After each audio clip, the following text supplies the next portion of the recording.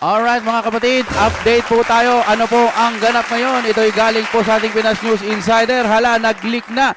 St. Luke Doctor nagsalita na? Oh, nagsalita lang. No? Ano kayang nagsalita yon, no? Sinabi ba niya na buhay na buhay? O malapit ng mabuhay? Dead? O hindi pa dead? Ganyan eh, no? BP Sara, mag-take over ka na. Tinatago nila ang totoo? Ayan. Patanong yan mga kapatid. Aalamin natin yan galing sa Pinas News Insider. Kung ready na kayo, mga kapatid, here we go. Asan ba yung intro natin? Oh my God, we're back again. Come on, now let's get down to business. Okay, syempre ang reaction video na ito, papaalala ko sa inyo, baka po meron na sa inyong lugar ang... Ay, mali. Bakit Ocalo? Kamali tayo ng pindot. Okay, mga kapatid. Kamali ako ng pindot, sorry. Ocaro lang na pindot ko. Yan ang napapala pag mabagal ang internet. Kaya mga kapatid, hindi sa amin umaabot, baka sa inyo meron na ang... Kung gusto nyo naman ng mura na at mabilis na internet, nandito na ang Fiber ni Juan. Maaasahan, kaya tawag na. Baka meron na sa inyong lugar ang Fiber ni Juan. Alright, maraming salamat sa Fiber ni Juan natin. At eto na, simulan na natin. Ano po ba ang meron sa balitang ito? Exciting po ha. Exciting itong araw na to. Handa na ba kayo? Nako, may magandang magaganap ngayong linggong ito. Oh. Diyan lang kayo. DP Sara, san ka na? Dito na mi, uwi ka na. Kailangan ka dito. Oh. Okay? Ito po magiging topic natin for today. BBM, hindi na nakapagtrabaho. Delikado yan. Explain natin bakit mamaya. Kapag namatay na kaya, aamin agad si Claire? Sila? Oo nga, no? Dahil nga ini-impeach nila si BP Sara at ayaw nila kay BP Sara, pag halimbawang may nangyaring hindi maganda sa Pangulo, hindi pa talaga maganda kapag na-dead siya. Para sa mga gusto ng pagbabago, baka gusto yun. Wala lang. Lord, sorry po. Sorry. Pero hindi naman ako naghahangad ng ganun. Pero ang gusto ko lang ay mabago ang Pilipinas natin. Sa tingin nyo, itatago kaya nga nila, no? Hala, gumawa tayo ng maraming AI. Ito'y vision ko lang, ano? Sarili lang to, sarili ko lang. Sa tingin nyo, aaminin kaya nila o gagawa sila ng mga mala CGI na mga parang movie na akala mo buhay na buhay yung karakter? No? Okay, tuloy tayo ha. Ano sa tingin niya? Survey tayo agad. Aamin kaya pag namatay si Bongbong Marcos? O ilagay nyo dyan sa comment section. Ilagay nyo agad. BBM. Ito. Dito maraming nagsasabi. At maraming bubwit na nagsasabi na si BBM palubhana di umano. Di umano. Dahil sa cocaine ang sakit. Di umano? Hindi na po natin pagtatagalin. Pero bago natin simulan itong vlog na ito, ako'y nakikiusap. I-like nyo po agad-agad ha. O pagpasok pa lang.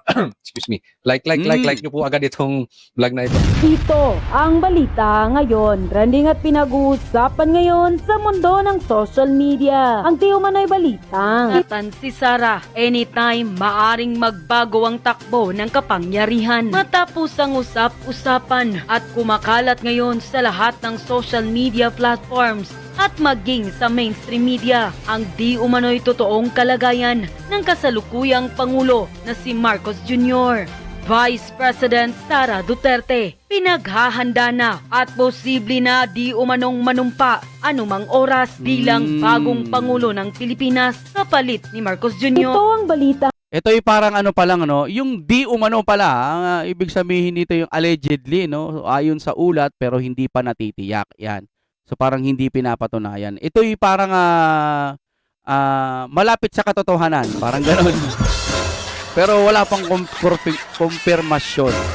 Pero malapit na tayo sa finish line. Hintay lang tayo. Ang dapat malaman ng taong bayan na pilit tinatago at pilit ayaw di umanong ipalabas ng mga bayarang media sa palasyo, kamara at senado sa publiko. Pero bago ang lahat, kung bago ka pa lamang sa channel na ito at kung gusto mo ang mga balitang politika, ay please huwag kalimutang mag-like, subscribe at i-click ang notification bell para mas maging updated ka palagi sa lahat pa ng mga bagong video na i-upload namin. At ito na nga mga kababayan. Ito, pag-usapan natin yung taguan ni Bongbong Marcos. Pag-usapan natin. Yung kung umasta parang first lady. Pag-usapan. Ito kasi si Manang Claire, kapag susulpot o kapag papasok, parang ang taray-taray niya, no? May pagkakataon ng taray-taray niya. Yung tipong feeling niya ano, tatanong kayo? Ikaw, tatanong ka? Ikaw? Ha? Pag nagtanong na, tapos na magtanong, biglang ganito, maayos ang ating Pangulo. Ang ating Pangulo ay maayos at hindi lang siya nagkakakain dahil ayaw niya nang tumaba. Siya ay nasa Pilipinas, tapos siya ay napunta sa New York. Ang galing, ang bilis. Mabilis daw yung mga pagitan ng galing. The best to si Manang Claire, lagi kong ang sasabihin sa inyo, kapag nakita nyo si Manang Claire, kapag nalulungkot kayo sa buhay, lagi ko sinasabi yan, tignan nyo lang si Manang Claire, sasabihin nyo ang swerte-swerte nyo. Kasi attorney pa yan ikaw hindi ka attorney, pero hindi ka katulad ni Manang Claire. Kaya napakaswerte mong nilalang. Okay, lagi nyo tatandaan yan. Mabuti ang Panginoon. Papa natin. Dahil di umano sa cocaine. Papakita ko pakinggan nyo mabuti. Oo. Tila deadma ang Malacanang sa umikot na mensahe sa ilang mga reporter na ang dahilan daw ng diverticulitis diagnosis ng Pangulo ay drug use umano. Sa nasabing mensahe, lumalala raw ang sakit ng Pangulo at hindi na raw siya physically fit para mamuno. Pero dahil hindi nagpakilala ang nagbigay nito, kung unknown number yan, di unknown din ang source niyan. Pagka sinabi naman kasi kung hindi unknown, kung nagpakilala yan, di ginurgur nyo. Di nalintikan yung nagsalita niyan. Ganun lang yun, mamen. Ano kami? Tanga-tanga. Porkit unknown, hindi na kami maniniwala. Pwede. O pwedeng galing din sa inyo yan, tanim fake news. Depende sa inyo yan. So kung unknown ang source niyan, so malamang gumagawa ng kwento yan. So huwag natin masyadong paniwalaan ng mga kumakalat sa social media. Ayun, ulitin natin Ulitin natin. Ang tanong, dahil ba sa cocaine? Kaya may sakit na tawagin na lang nating diversionatics. Diversculosis. Mahilig kasi sa diversion. Ang tawag ko dyan? Diversionitis. Yan. Diversionitis. Kaya ba malala ang sakit ni Bongbong Marcos dahil sa cocaine? At malubhan na siya. Tingnan nyo po ang sagot ni itong si Lola Claire. ulitin natin itong si Claire Castro. diverticulitis diagnosis ng Pangulo ay drug use umano. Sa nasabing mensahe, lumalala raw ang sakit ng Pangulo at hindi na raw siya physically fit para mamuno. Pero dahil hindi nagpakilala ang nagbigay nito, Kung unknown number yan, di unknown din ang source niyan. Tanong, totoo ba na dahil sa cocaine? Sagot. Di kung unknown number yan, di unknown din na source. So kung unknown ang source niyan, so malamang gumagawa ng kwento yan. So gumagawa lang ng kwento. So huwag natin masyadong paniwalaan ng mga kumakalat sa social media nang walang hindi verified at walang ibang source. Diba? Ang dali namang itanggi. Hindi dahil sa cocaine. Kaya malubha ang sakit ni Bongbong Marcos. Diba? Oo nga. No? Pwede naman ganun. Or pwede niya rin sabihin para ligtas si Bongbong Marcos. Hindi po nagko-cocaine si Bongbong Marcos. Diba? Oo nga, no? Parang wala akong narinig sa kanila na hindi nagko-cocaine, hindi nag-illegal powder, hindi sumisingot. Lagi lang nating naririnig, natatawa sila, nagpi-fake news, mga ganun-ganun. No? Pero dapat sabihin nyo mismo na kung hindi talaga. Ang problema dito kasi sa ating gobyerno ngayon, alam nyo, wala na ho akong tiwala. Nagsimula ito sa flood control at panggugurgor nila kay BP Sara. Kaya ako, hindi na ako naniniwala sa mga pinagsasabi nito Huh? Kasi, eto yan. Baka mamaya mamatay si Bongbong Marcos, tapos madiscover dahil sa cocaine, wala siyang lusot. Ako, tingin ko talaga dito humahanap na ng exit point. Di ba? Meron siyang pwedeng sabihin. Alam mo, ni-research ko yan delikado raw. Posible daw Ito tingnan natin Posible. Talagang ano pa yan? Ginipiti ko yan. Posible. Premium ba yan? Na ang cause ng sakit ni Bongbong Marcos ay dahil sa cocaine. Ito sabi. Asa na, wait. Ang paggamit ng cocaine ay maaaring maging sanhi ng seryosong problema sa bituka na madalas mapagkamalang divertionitis dahil sa pagkakapareho ng sintomas gaya ng matinding sakit sa tiyan. Okay. So pag talagang talamak ka na sa paggamit niyan, magiging parang tuberculosis, calculinasis. Pero, ang totoong magiging pwedeng dahilan, alam nyo kasi mahirap eh. Kahit may ebidensya na, wala pa rin. Nalulusutan nila at AI lang. Mga ganun-ganun ang dahilan. Paano pa kaya kapag walang ebidensya? Ang pinakamatindi rito siguro, magbigay ng solidong ebidensya. Yung mga doktor naman, siguro, baka lang naman, ating opinion lang naman to, baka nababantaan sila na, oy, kayo, pag naglabas kayo ng totoong statement ng kalagayan ng Pangulo, yari kayo ha. Yung mga ganun, ano? Kaya ang hirap din ang kalagayan nila. Lalo na si Manang Claire. Depende. Si Manang Claire kasi pag gusto niya na yung kanyang ginagawa sa buhay, gusto niya na yung mga ganyan, sa akin lang ako, ipagpalagay lang natin, halimbawa, mali talaga yung nangyayari, at ginusto niya yan, tanggap niya na kung saan siya mapupunta pag siya'y binawian ng buhay. Alam niya na yon. Depende na lang kung last 2 minutes daw, hihingi siya ng tawad, gawin niyang basketball. Alam niyo kasi dito, mahabang kwentuhan no?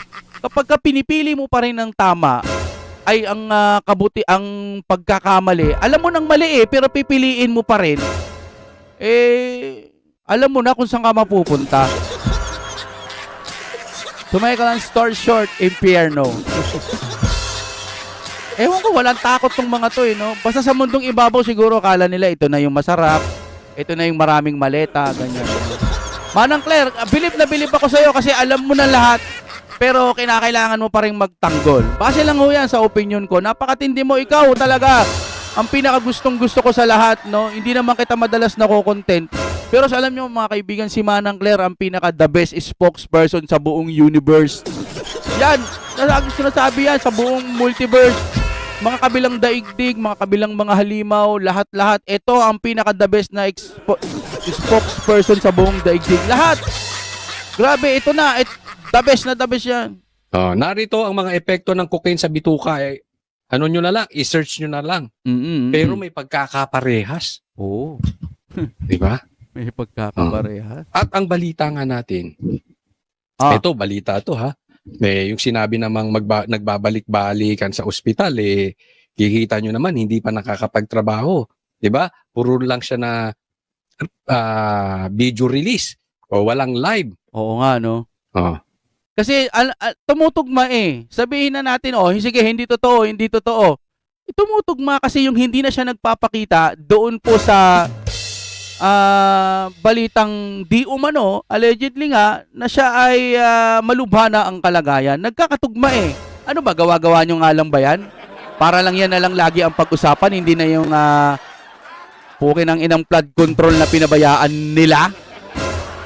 Ang daming problema ng bansa, sa totoo lang, no, hindi dapat tayo dito mag-focus Mag-focus dapat sa pwedeng maging aksyon dahil ang taas ng gasolina ngayon.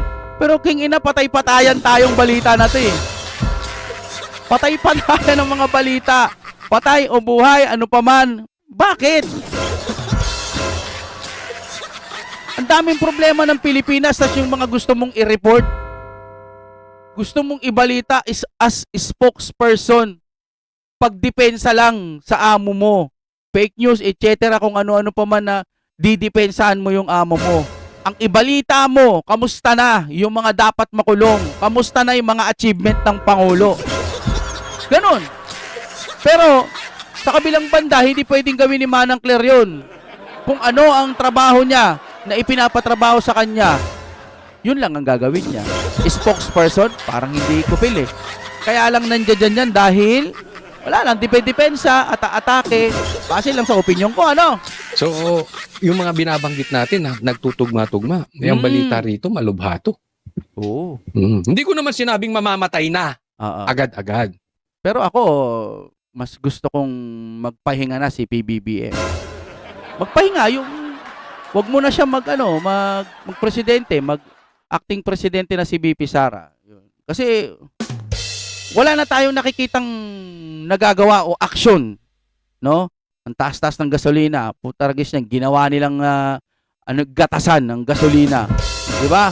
Tayo ang pinakamataas ng presyo ng gasolina. Isipin nyo na lang 'yun. Sinamantala nila, ito presyo, paangatin natin, may excuses naman tayo kasi may gera.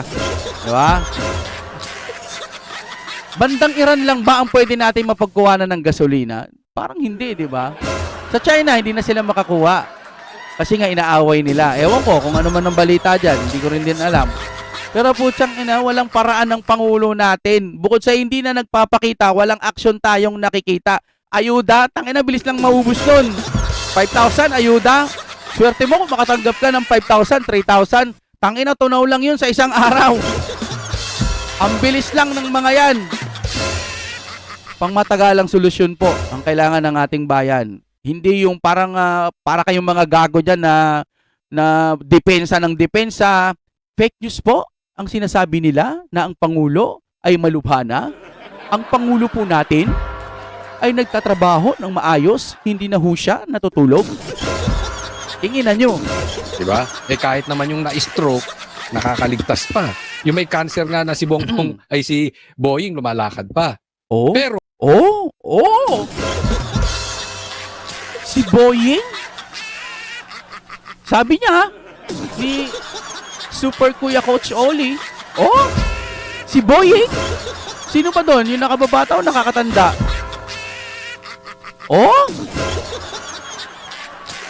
May cancer? Tuloy tayo.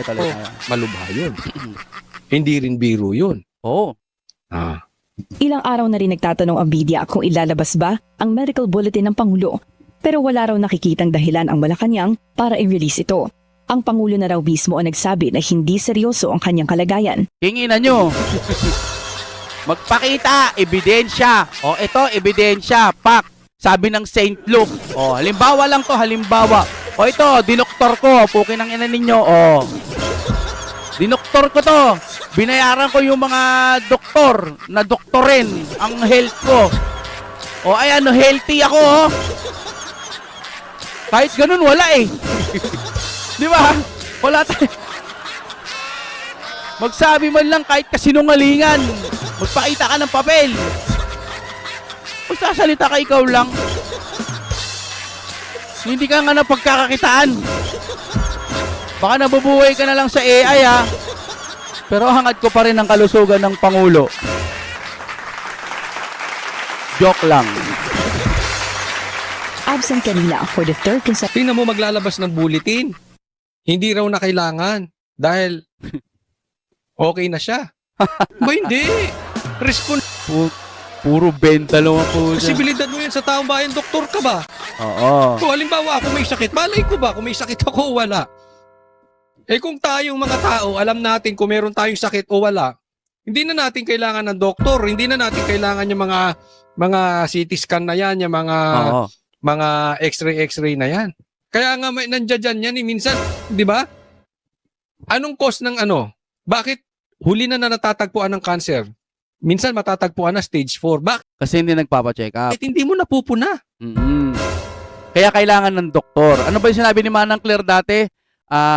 Alam naman niya na po sa kanyang sarili kasi sarili niya naman katawan yon. Sabi ng gano'n, di ba?